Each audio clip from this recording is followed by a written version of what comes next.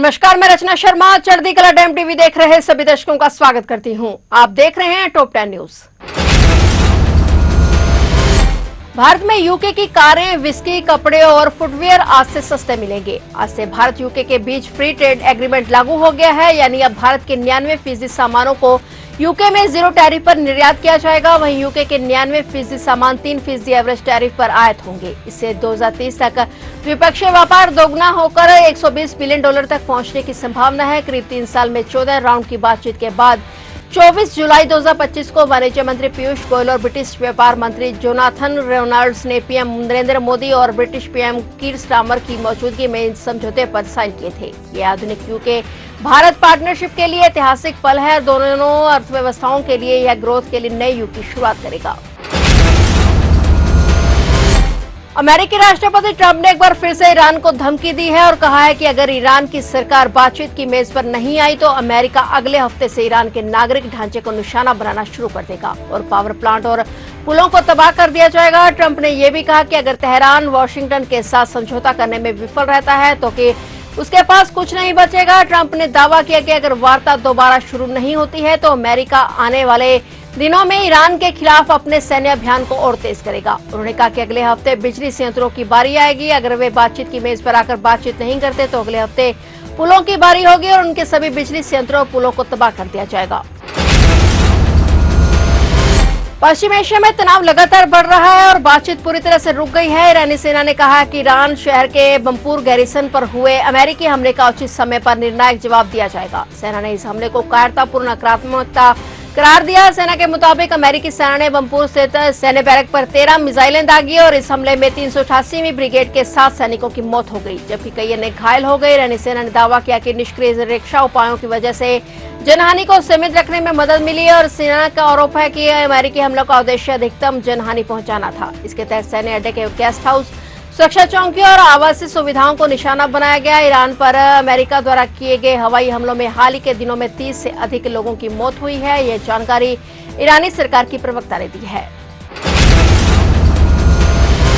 प्रधानमंत्री नरेंद्र मोदी 17 जुलाई को एक दिवसीय दौरे पर चंडीगढ़ आ रहे हैं। यहां वह जनता को स्वास्थ्य, सड़क और रेलवे क्षेत्र से जुड़ी कई महत्वपूर्ण परियोजनाओं की सौगात देंगे। इस दौरान पीएम PGI-MER के अत्याधुनिक स्वास्थ्य परियोजना का उद्घाटन करेंगे। ट्राई सिटी क्षेत्र की 3 राष्ट्रीय राजमार्ग परियोजना का उद्घाटन और शिलान्यास भी किया जाएगा। पीएम पंजाब के 4 पुनर्विकसित रेलवे स्टेशनों का लोकार्पण करेंगे और संत रविदास एक्सप्रेस स्लीपर वंदे भारत को हरी झंडी दिखाएंगे। इसके बाद वह शाम को जालंधर कैंट रेलवे स्टेशन के परिसर में ही लगभग 5000 बीजेपी कार्यकर्ताओं और समर्थकों की एक रैली को भी संबोधित करेंगे। इस दौरे के दौरान पीएम मोदी ट्राई सिटी के सड़क नेटवर्क को नई गति देने वाली 5278 करोड़ की राष्ट्रीय राजमार्ग परियोजनाओं का प्रधानमंत्री लोकार्पण और शिलान्यास करेंगे। इन परियोजनाओं के पूरा होने से चंडीगढ़, मोहाली, पंचकुला सहित पंजाब, हरियाणा, हिमाचल प्रदेश और जम्मू कश्मीर के बीच सड़क संपर्क और अधिक तेज, सुरक्षित और आसान होगा। पीएम मोदी के दौरे को लेकर चंडीगढ़ को हाई अलर्ट घोषित कर दिया गया है।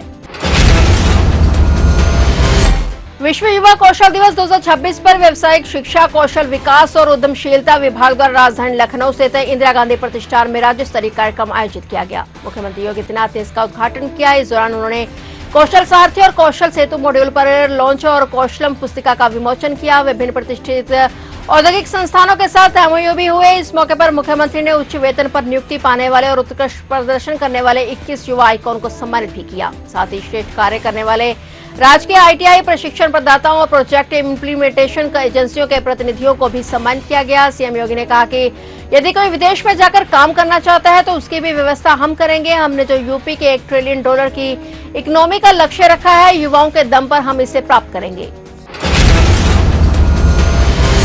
एक देशीय चुनाव संबंधी विधेयकों पर गठित संयुक्त संसदीय समिति के अध्यक्ष और भाजपा सांसद PP चौधरी ने कहा कि देश में वर्ष 2029 में लोकसभा और राज्य विधानसभाओं के चुनाव एक साथ होंगे। देश में बार-बार चुनाव लोकतंत्र के खिलाफ है। सिविल सोसाइटी, नागरिक लोकसभा और राज्य विधानसभाओं के चुनाव एक साथ कराने के पक्ष में है। PP चौधरी की अगुवाई में जेपीसी 3 दिवसीय दौरे पर लखनऊ पर पहुंची थी और जेपीसी अध्यक्ष ने कहा कि हम देश में जहां भी जा रहे हैं, आम जनता एक देश एक चुनाव का समर्थन कर रही है। PP चौधरी ने कहा कि हम इस कानून को लागू करने की अब हमारी पूरी तैयारी है।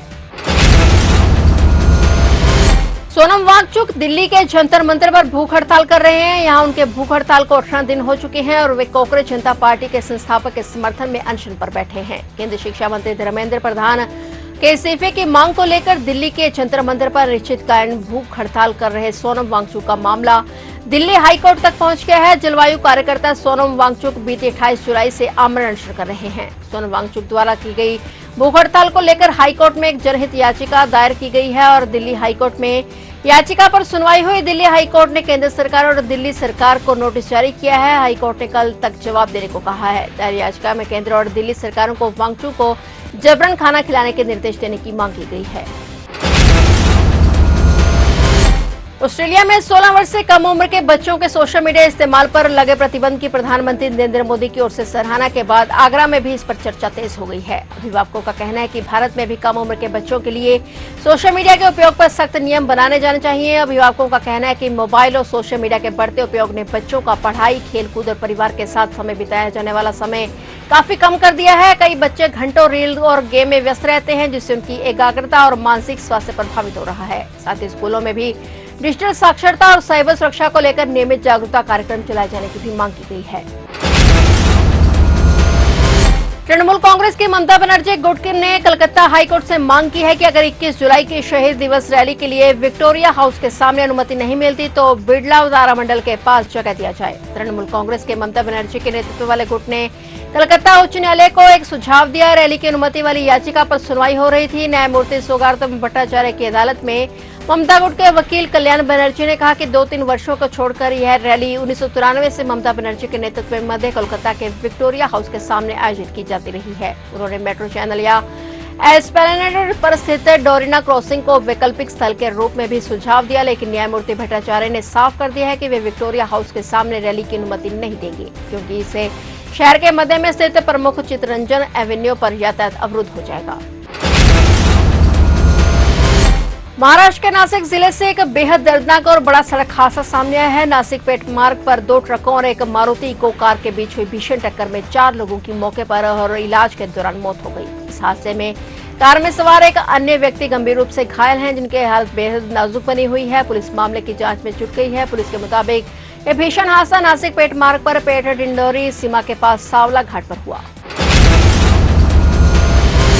फिलहाल टॉप 10 न्यूज में इतना ही और नए समाचारों के साथ फिर से हाजिर होंगे। तब तक के लिए देखते रहिए चढ़ती कला टाइम टीवी और मुझे दीजिए इजाजत। धन्यवाद।